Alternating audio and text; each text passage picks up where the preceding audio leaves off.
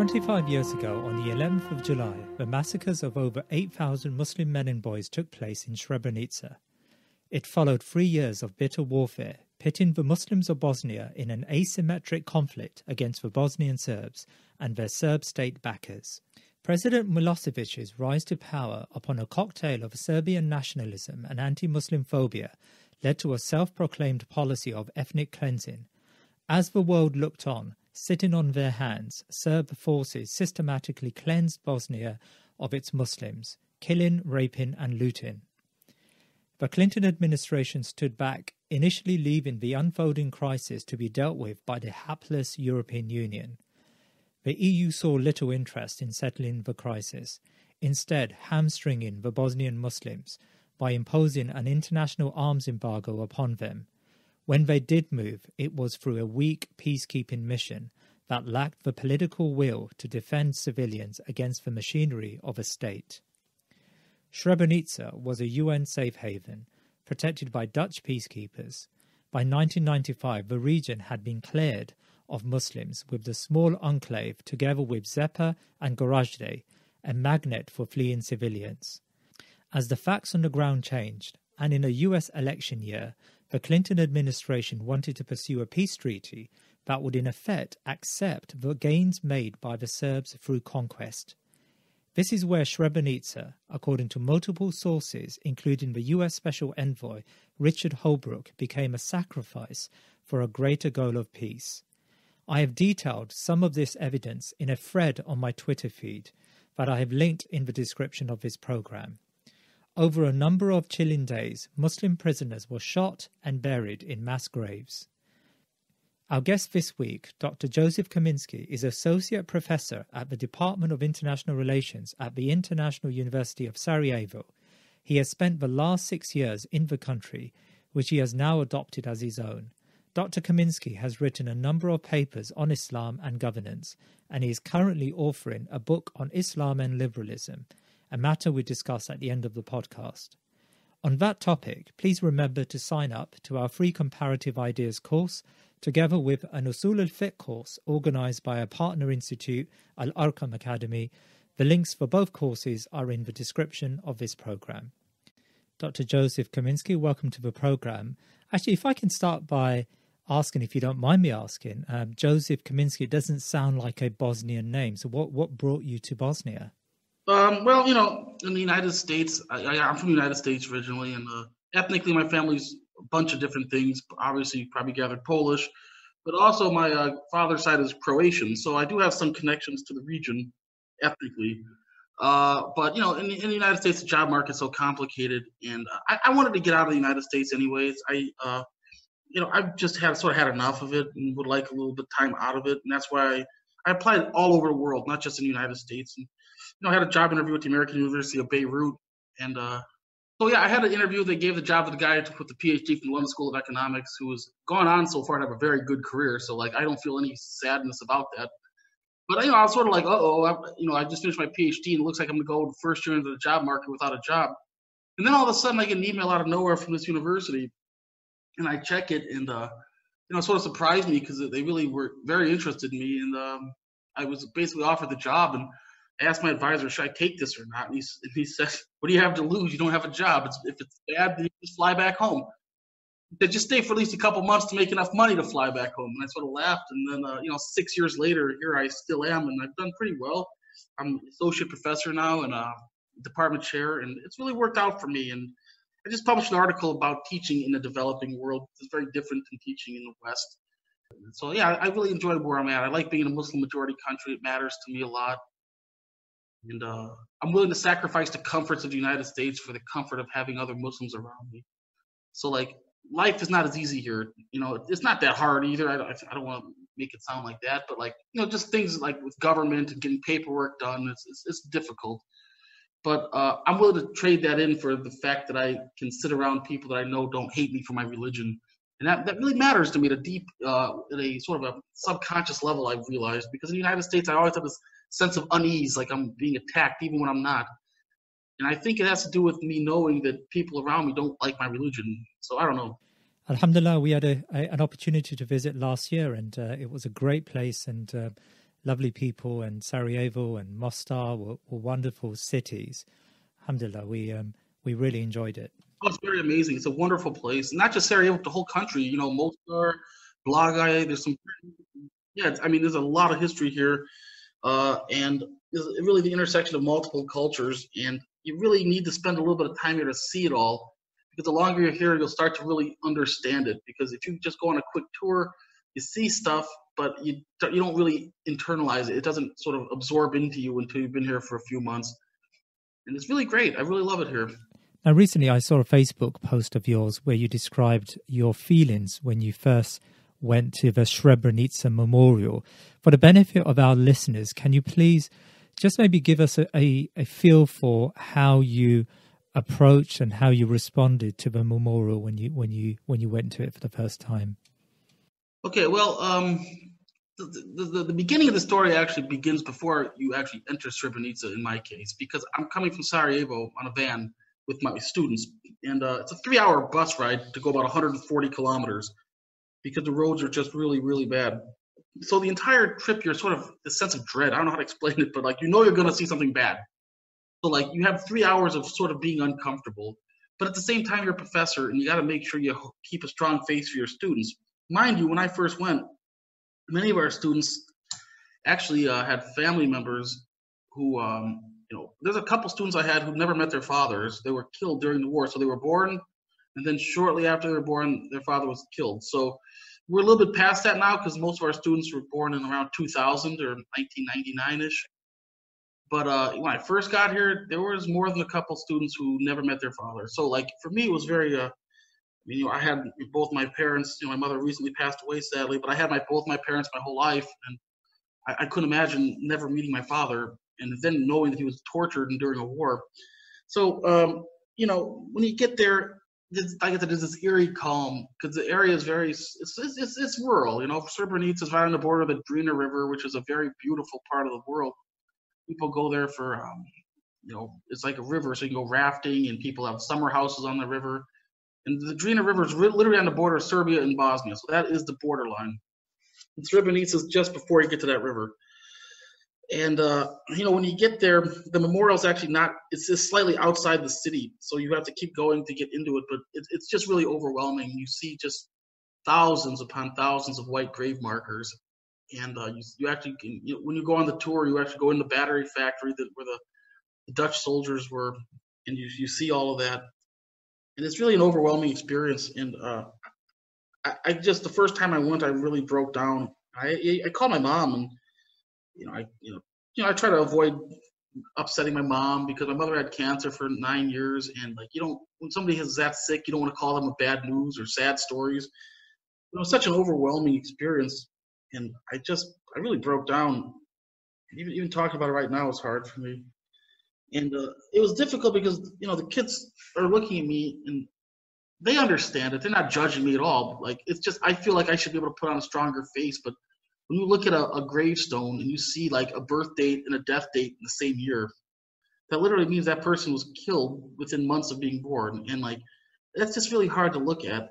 And the first time was very emotionally overwhelming. I don't know if I was able to pay any attention to the actual talk, because I was just being overwhelmed by emotion. The second time I was a little bit more composed, I guess you would say.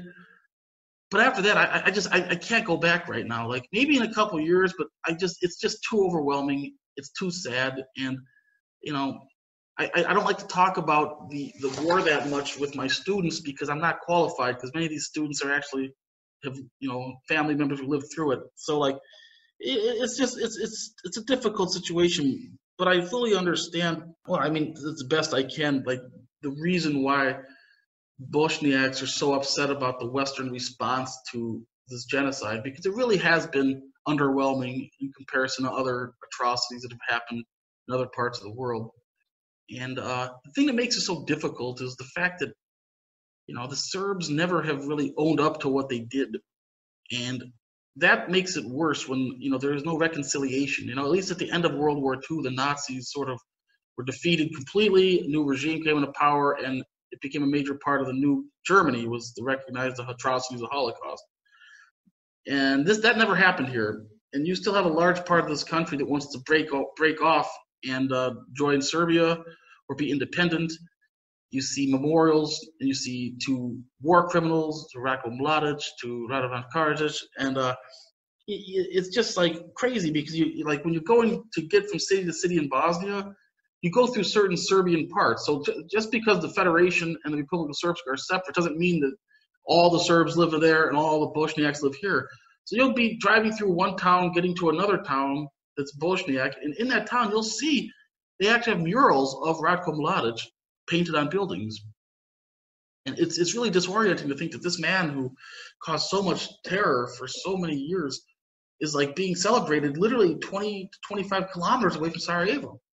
Like as you go east into Bosnia, even when you're in the Bosnian part, you run into these areas, and it's just a reminder that the healing here has not really finished yet, and it's questionable whether it ever will, because this narrative of Serbian victimhood is very powerful, and I lived in the United States in an area with many Serbian people, and it's still there even for Americans who didn't necessarily even live here during the war, but nonetheless, this internalized narrative of victimhood, and it really has sort of toxic consequences. I mean, from our side, I mean, we tend to not follow the daily events in Bosnia, of course, and we follow the bigger events, and at least it seems that Serbia now wants to. It's a country that wants to join the European Union.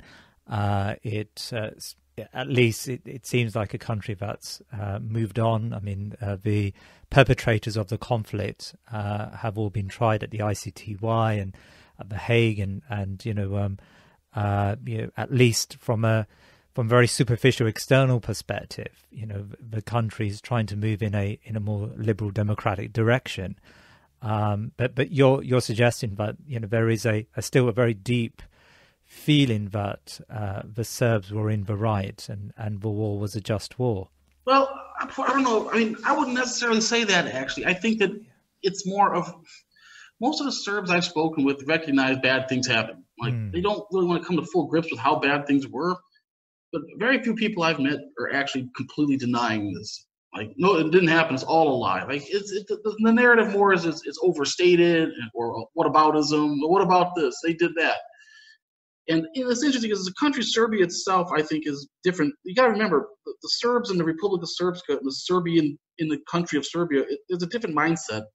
I would argue that in Serbia, it's much more progressive, actually, on this, compared to what you see in the Republic of Srpska, where these people really are still living in war mindset. I've been to Belgrade a lot. You go to eastern Serbia, near the border of Bulgaria, to a city like Niš. It's a completely different place. Like, they didn't experience the war because it's so far away, really. And, it's a very beautiful part of the world as well. The people are very friendly. And then Belgrade, too. Belgrade's a very cosmopolitan city. I really enjoy going there. The people are pretty friendly. They don't really like Americans that much because of different things that have happened in recent times. But it's not the Serbian nation of Serbia, that territory. It's the mindset that, especially with the Serbs living in Bosnia, the Bosnian Serbs, I'll call them to differentiate. And I would say in Serbia, there are bigger issues with Kosovo.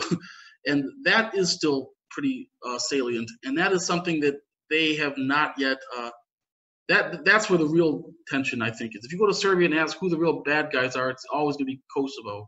And this is because of the ethnic dimension. People sort of argue that Serbs see Bosniaks as sort of their long-lost, sort of slower brothers. I mean? They're like their cousins who annoy them, but they still share a language. They're still the same ethnicity, technically, in many regards. And it's the Albanians with a different language, different, everything. That's the external enemy more so. It's like the Bosniaks are misguided, and they can eventually come back to what they should be, right? But the Albanians are the eternal other. And that's why I think in Kosovo, with the situation in Kosovo, is much more tense than it is with Bosnia, where, the Bosnian government and the Serbian government actually enjoy pretty good relations. I want to talk to you about Srebrenica, but before I do, why is it that the Serbian cause has become a rallying call for white nativists around the world? I mean, Brandon Tarrant, who was the New Zealand attacker in the two mosques in New Zealand, he played a Serbian war anthem depicting the Civil War, which Serbs played during the Civil War before he entered the first masjid. And it just seems that for some reason Serbia is a rallying call for these white nativists, and I wonder why that would be. I think the link is pretty clear. I mean, you see, like, the fusion of religion and national identity, tradition, culture, cultural purity, right? And, you know, Serbian Orthodoxy is really a Serbian religion in many regards, you know? And, like, this is sort of, I think, a vision that's appealing to many white nationalists. I think a lot of these people in the United States would love their own American version of Christianity that's a uniquely American thing, because, you know, you don't have that the same way. The fusion of the church and the state as an ethnic component. And it makes sense because, you know, the Serbs were always seen as sort of the enduring, you know, resistance against the Ottoman Empire, right? You know, they fought against the Ottomans from the beginning for the most part, and, you know, they had their certain successes and their defeats, and, you know, they were able to construct a historical narrative based upon that that's appealing. And you know, this is something that I think, yeah, it doesn't surprise me that this kind of nation-based Orthodox Christianity, the Serbian Orthodox, Greek Orthodox, Russian Orthodox, would be very appealing to white nationalists, because it's their own, it's the Christian tradition, but it's with their own cultural, you know, flair, right? Their own saints, their own heroes, and this sounds like something that, yeah, would be appealing. So that's why I think you would see this kind of fusion. So let's go back to the Bosnian Civil War. Now, in 1992, the conflict began, and it followed the breakup of Yugoslavia. Can you briefly explain the tensions that led to the Civil War in 92? Well, first thing I should point out here, that in Bosnia, people don't like to call it a civil war. It wasn't really a civil war because the Bosnians were at such a disadvantage. It really was a one-sided affair. And what really, you know, the rise of Serb nationalism began in the late 1980s. This is the part that people don't know of the story. Slobodan Milosevic started the rise in power in the late 1980s, and there was a wave of the Serbian nationalism that finally was able to come out, because during Tito's time, he made very great efforts to suppress that kind of stuff. And when he died, and there's sort of a period of transition, the regime started to slowly, you know, unwind itself, and this is sort of what you got with these nationalist politicians. Now, many people knew the writing was on the wall for this to eventually happen. It was just a question of when. And so basically, you know, everyone knew that this idea of maintaining Yugoslavia, which is what the Serbs claimed they were trying to do, was really, you know, not really what they were doing. They were trying to create a Serbian dominant state. And this is what sort of set off the conflict, that everyone was aware of what was going to happen. So Slovenia was able to sort of break off because Serbs had there's no Serbs in Slovenia. Everyone in Slovenia is pretty much Slovenian. So that was able to go away relatively peacefully. But, you know, the other parts, you know, the Serbs living in these regions, especially in Bosnia and Herzegovina, and this is what sort of led to the conflict. And this sort of historical, you know, when Mladic took care, when he went into Srebrenica, one of the things he talked about was defeating the Turks. We finally got vengeance on the Turks, right? And so that's what the Serbs saw the Bosnian Muslims as. They saw them as Turks. And, you know, this historical animosity with economic conditions, it was a combination of multiple factors, in my opinion. It's hard to pinpoint exactly what caused what, but, you know, they all interplayed together to lead to the situation that eventually happened. And when the conflict began, the international community placed an arms embargo on the Bosnian Muslims, and you intimated that it was a very asymmetrical conflict. I mean, why? What was behind the arms embargo? How did they argue that? Well, UN Security Council Resolution 713 basically banned, and this came out September 25th, 1991. So this was like really at the very, very beginning. Banned the sale of weapons to any of the former Yugoslav territories, and I think this was a very poorly thought out decision, because all the weapons were in Belgrade, which was under control of the Serbs. So the Serbs were cool with this, because basically you're denying their enemies weapons because the Bosniaks didn't have anything. The weapons armories were not in Sarajevo, were not in the possession of the Bosniaks. And believe it or not, one of the countries that played a major role in helping keep this country afloat for those at the beginning was Iran. And Iran supplied tactical training. There were people who came here from Iran, probably with the Revolutionary Guard, who helped train Bosnians and actually supply weapons. And this was like sort of a lifeline that helped the Bosniaks maintain at least a fighting chance at the beginning of the war. So, and couple other places, some of the Arab countries too, sort of smuggled weapons in here. But the embargo really was probably the biggest problem in the war. And Bill Clinton actually wanted to lift the embargo in '93 and supply weapons to the Bosnians, and eventually even potentially bomb Serbian targets. But then the EU was really against this because they didn't want this to turn into a larger scale war. So the part of the story people don't really get is that the Europeans were the ones who really dragged their feet on this. And if it was up to Clinton, they would have Srebrenica could have possibly been prevented altogether.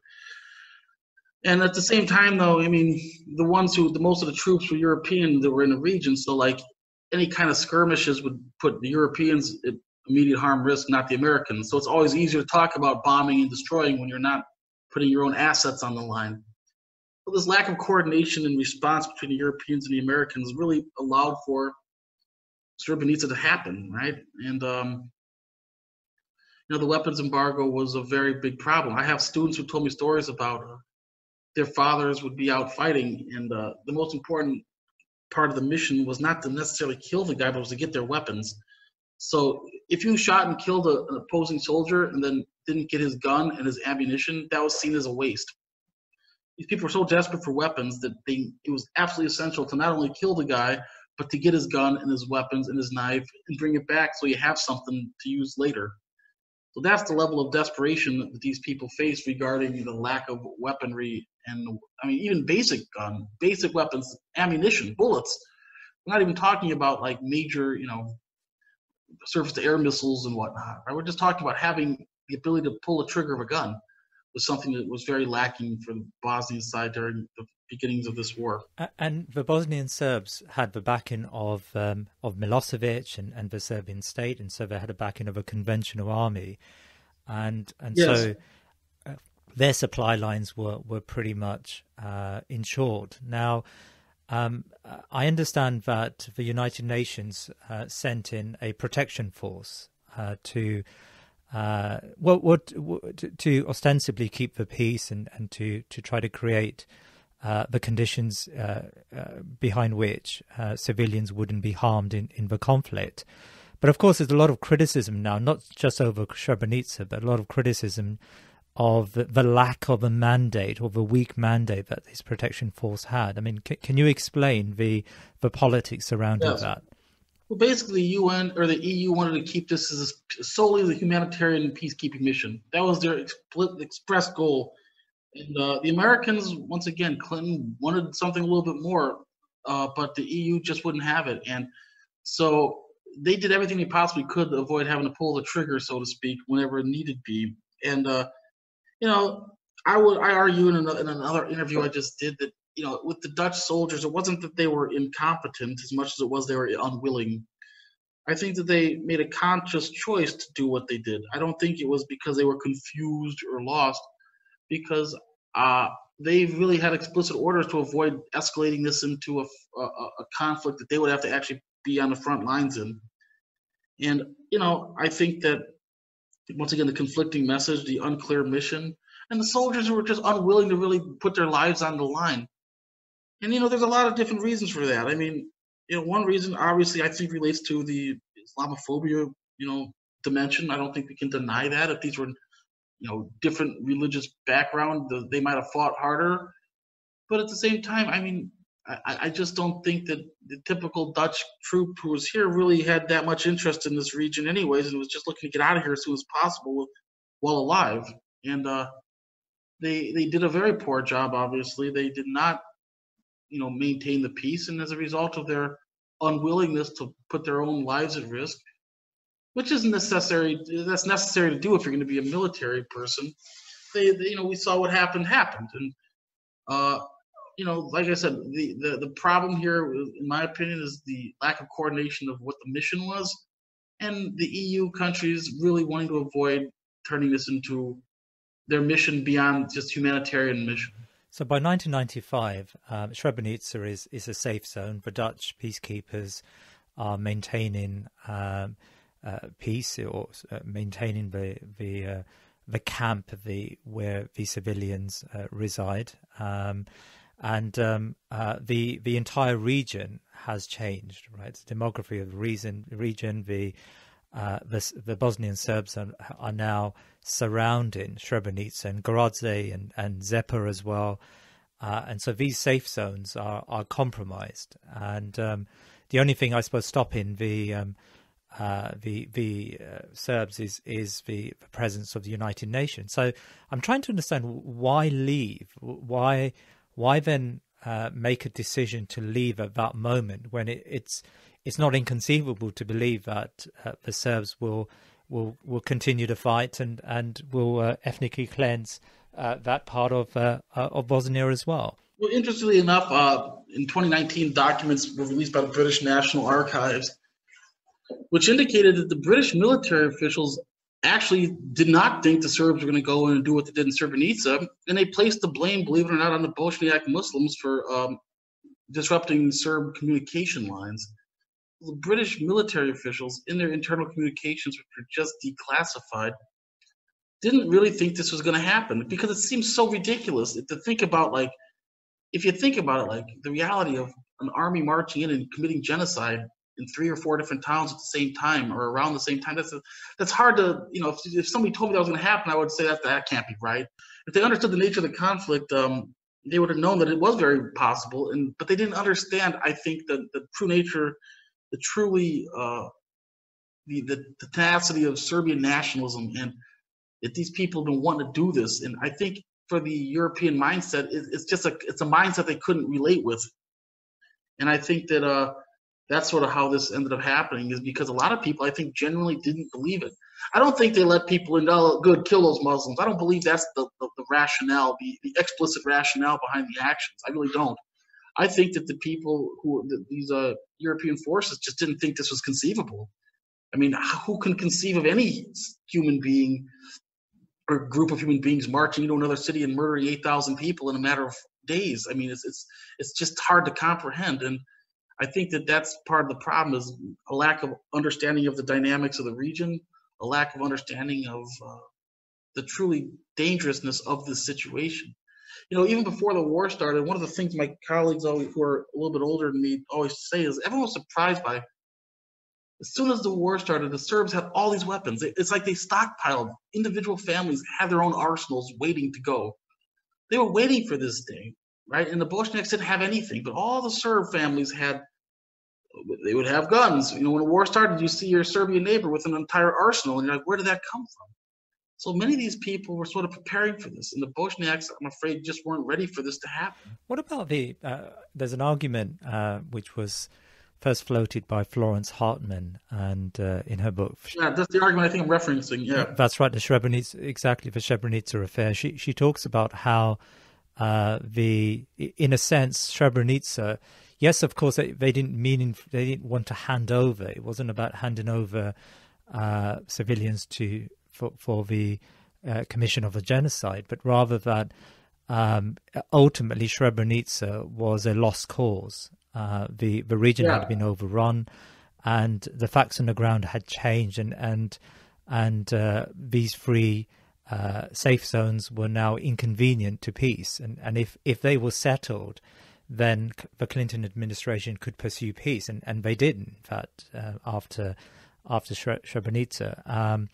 And so it was, in a sense, a human sacrifice for peace. There was a lack of commitment to sending ground troops, and the United Nations, were hunkered down in this region. As you said, the Dutch peacekeepers were homesick and they just wanted to get out. And now you have to resolve the problem of this demographic change in as a result of ethnic cleansing. And so, it's a case of just accepting this is what it is, and we now have to move on and try to pursue a greater peace. Yes, I think that's from what I've been reading, as I was preparing for this interview, that there was a lot of high level people talking about that this sacrifice would be needed to be made, and they sort of just, as you said, hope that this kind of ethnic cleansing or this transfer of land would be enough to get people to the negotiating table. But I don't think they understood the fanatical mindset, once again, of what the Serbian cause was. These people weren't going to stop until they got everything. And, I don't know how they misunderstood this, because, if you knew anything about what was going on, you would know that these people were not going to stop until they basically had controlled as much territory as they possibly could. And since they saw no real effort being put up by the UN or the U.S. forces at the time, they figured they were going to go as far as they could until they got slapped back. And this is a lesson that wasn't learned, I think, with Kosovo, because the United States started bombing Belgrade. That was the end of the war. I saw an interesting piece here in the UK on one of our programs, Newsnight, and it discussed the role of Richard Holbrook, and he was the U.S. Special Envoy for Yugoslavia, right, for Bosnia, and at one point Holbrook, sometime later, mentioned that the pressure from above, and I would imagine he means from the Clinton administration, was really, we need to solve this problem so that we can pursue a greater peace. And he also makes reference to being given orders to sacrifice Srebrenica, Gorazde, and Zepa. Of course, one would question whether he means by that sacrifice the lives of the people there, but rather, ethnic cleansing had now led to this new reality. I mean, can you shed some light on the role of Richard Holbrook? Yeah, I think that once again, as you said, this idea of sacrifice, what does it actually mean? And I think that these American officials were just hopeful that this would happen somehow peacefully, and the bloodshed wouldn't be as bad as it actually was, which is crazy to think about. But I think that the Clinton administration had its own problems in the mid 1990s, and the Europeans really were hell bent on making sure that this whole situation didn't turn into an actual war that they had to get involved in. So I just don't really understand I understand the logic of the calculus of the United States. Some call it Vietnam syndrome. They're afraid that the American public wouldn't support another American military engagement. There's a lot of different possible explanations, but in the end, what ended up happening was they created a situation that was the worst possible scenario came true, where large quantities of people were genocided, raped, and tortured in some of the most brutal and barbaric ways thinkable. And I also think that there could possibly be, once again, an element of, how I say that, I don't want to start sounding social justice warrior, but a white supremacy element in this, in the sense that perhaps the Americans thought that these are white people, these are Serbs, they're Europeans, they wouldn't do the barbaric stuff that would happen in Rwanda. I really believe that might have been a part of the calculus, subconsciously, that these are white people, they're Europeans, they'll know where the line is. And I think that perhaps if this was a people of a different ethnic skin color, so to speak, we might have seen a different response. But I honestly believe that probably had some element in it. The response was sort of rooted in the fact that, well, these people are sort of like us, and we wouldn't do that ever, so we're assuming they wouldn't either. Can you tell me a little bit more about Alija Izetbegović, the Bosnian Muslim leader, and his role in the crisis, but also his broader works? I mean, I understand he was not just an activist and a political leader, but he also was a thinker, and he's written some very interesting books on Islam and on modernity. What do you know about Alija Izetbegović, rahmatullah alayhi, and what can we learn from him? Well, Alija Izetbegović was an important figure for many reasons. He was jailed by the Tito regime. He was, he was a known entity here prior to the war, and he sort of emerged as the natural leader come when the war broke out. And while he was in jail, he wrote some interesting stuff, and his Islamic declaration is very interesting, talking about the importance of Islam in the way of life for the Bosnians, talking about sort of discussing Islamic governance to some extent. One of his interesting points that it gets lost is he talks about the importance of maintaining your culture. He gives the example of how this is really interesting in my opinion. He talks about how Japan was able to rebuild itself within 20 years after World War II, despite having 2 nuclear bombs dropped on it. Whereas Turkey, after Ataturk came and changed the language, was still a mess 70 years later. And his argument sort of was that Japan maintained their cultural and language, and they maintained their history, and they didn't get cut off from it.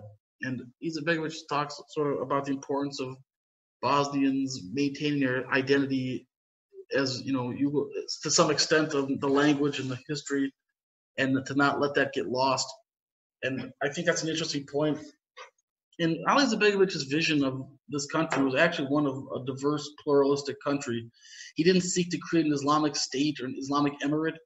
He really wanted to have a place where people could coexist and live peacefully together. And, when he came to power, he was very, very respected and loved by the Bosnians. But at the same time, there's very little the man could do coming out of a war. And I think he did the best he could in the late 1990s when he was president. But there's only so much you can do in a country where literally the entire downtown area has been flattened by, mortar shells, and people are still searching for bodies of loved ones. So I think he was put into a very difficult position, but I think he did a very good job, all things considered. And I think in the West that there does need to be more knowledge of this man and his legacy and of his writing and thinking, because I think it offers an interesting way to conceptualize Islamic governance, which was what my first book was about, in the 21st century. He's using language and terms that are familiar with people today. So, if you want to read Mawardi or somebody from 1,000 years ago, it's going to be hard to take that model and just implement it into a modern nation state. But what people like Izetbegovic do, you can read that stuff and you can see where it resonates with the contemporary world. So, yeah, I think and the thing about his writing as well, it's not written at a level that's like overly full of academic jargon. So it's something that the typical Muslim who's got a decent IQ and the ability to read and write can read and actually understand. It's not written like Hegel, So I think that's another thing that makes it valuable is it's accessible. It's not written in a manner that you have to have a dense philosophical vocabulary to understand. And I remember when I read his work the first time, the translations of it, I was very impressed with the ideas. And I think that more people should read that. And can you recommend a work of his that an English audience would be able to access and try to understand his mindset and his thinking? Well, the Islamic Declaration is probably his most well-known work. Yeah, all the stuff has been translated. Yeah, the Islamic Declaration was published in English in 1990, and it's called Program for the Islamization of Muslims and Muslim Peoples. So just by the title, you can see it sort of resonates with that side of Naqib al-Atas's sort of Islamization of knowledge vision. And I think that's sort of an interesting model to also look at. So I think that there's sort of this in the 90s, late 80s and 90s, this idea of Islamization. How do you Islamize a society? Because that has to come first, right? You can't just drop down a top heavy-handed Islamic government on a population that isn't capable of or willing to accept it.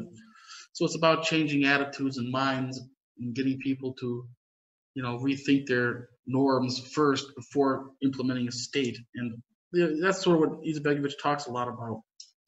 It's really interesting. He's very understanding of he's very critical of the Muslim world. He talks about the West. He gave a declaration to OIC in '97 in Iran, noting that the West has been very successful in doing certain things like technology, education, that the Muslim world should look to these models to some extent and implement them in an Islamic manner, right?